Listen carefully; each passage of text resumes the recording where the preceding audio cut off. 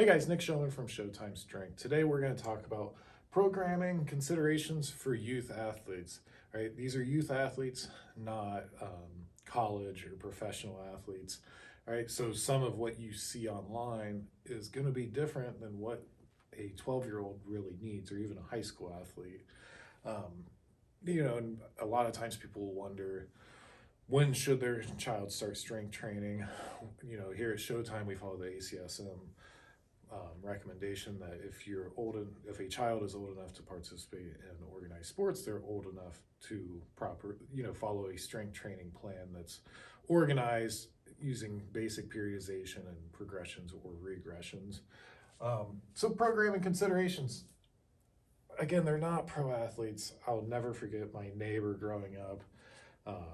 Nebraska football won the national championship, so everyone was high on Nebraska. So his dad got him the Nebraska strength training manual. Probably wasn't even what they actually did. Probably wasn't what my neighbor needed trying to make the JV football team. All right. So just understand who are you working with? Again, you're working with beginners. If they have a low training age, you don't need advanced exercises. So who are they? What experience?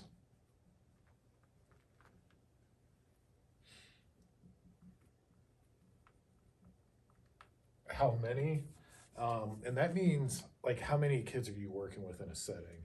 If it's a dad training his son, that's a one-on-one setting. You might have a little more flexibility. We run groups of middle school athletes, anywhere from 5 to 10 athletes at a time. Programming for 10 athletes with a low training age is a lot different than programming for one athlete that you can, sort of adjust things as needed on the go.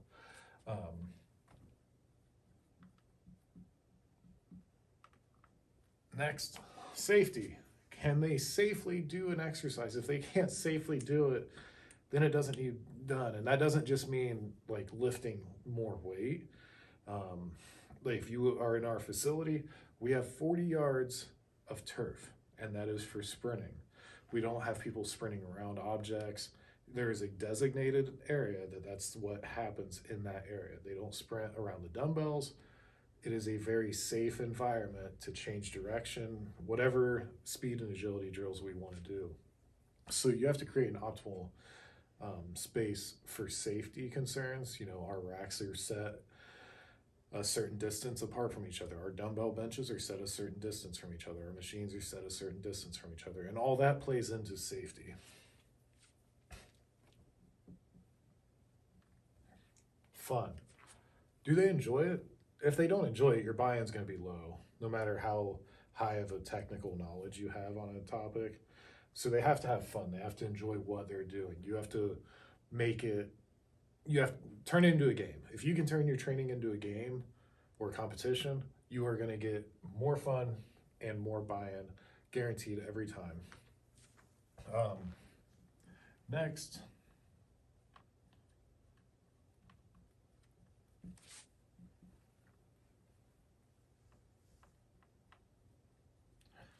All right, we touched on this a little bit. Progressions and regressions. For every exercise, you should know how to progress it, and you should also know how to regress it based on who you're working with. So one of my big pet peeves is everyone thinks push-ups are a very basic exercise. For a 12-year-old boy that really hasn't started the maturation process, push-ups are a nightmare. All right, there'll be the one skinny kid that he can knock out 50 push-ups without thinking about it. Then there's people like me that one body weight push-up was a complete nightmare. So how do you regress it? Do you elevate their hands onto a bench? Do you have them do kneeling push-ups? Do you have dip bars you can put into a squat rack and elevate it that way? You have to know what to do. Now on the flip side, how do you progress it? You can add an isometric hold. You can do eccentric lowering, 3 to 5 seconds under control. Whatever it is, you can make it. You have to be able to make it tougher or harder and understand what to look for and what the point is. All right. Next. Off season, they're not going to have an off season, and that's fine. That is absolutely fine, but they're likely going to be playing soccer, then basketball or wrestling, and then they'll go to softball, baseball, track and field, whatever. So how do you program when there's no off season? If you're talking about middle school kids,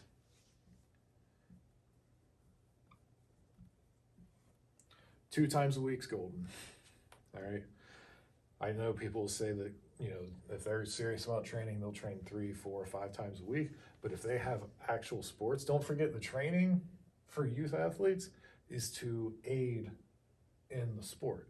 So your job is to help in their sport, not become better weight room warriors. All right. And I've been guilty of both doing that as an athlete and doing that as a coach. But our goal here is just to get some consistency. All right, you make it consistent, you're going to have better progress no matter what kind of program you run. All right, so consistently 2 times a week, never raise the intensity too high, never let it drop too low, and you're going to make progress because you're building their foundation from the start, and that's the key.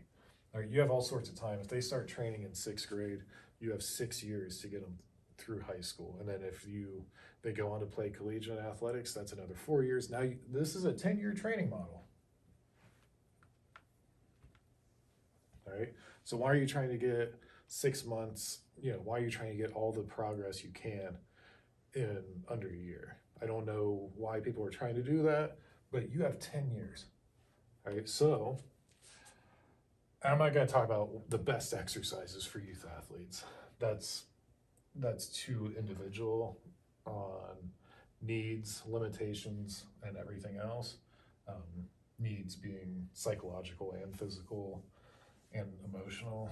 So every kid should be sprinting, both straight ahead, change direction. So linear and change direction. Jumping, throwing being med balls, and don't overcomplicate it. They don't need the Olympic level plyometric program. Jump up onto a box, drop off a box, a low box, not an 18 or 20 inch box, just like a 4 to 6 inch box. Teach them deceleration, landing mechanics. Squat, lunge, bridge/hinge. So hinge meaning your RDLs, deadlifts. We love kettlebell deadlifts with our younger kids. Push-ups, pull-up, row, core. I know people will probably hate me for saying the word core, but it is an important part.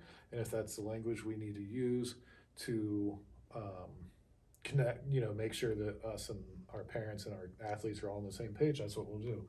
So make sure they can side plank, forward plank, push-up plank, dead bugs, all that stuff. You're gonna have a better athlete. And then I should have put this one first, but that's fine. Warm up, use your warm-ups to get them ready for the training session. Also use this time to address any mobility issues that they might have. Add some conditioning, a sled drag, play a game at the end, tag, whatever it might be. And that's a pretty well-rounded youth training plan. You do that 2 sessions a week. You have 50 good workouts a year because they're gonna go on vacation. So they're gonna take some time off. All right, and don't sweat it. Because again, we're playing the 10-year game, not the 6-month game. If you guys have any questions, just let me know.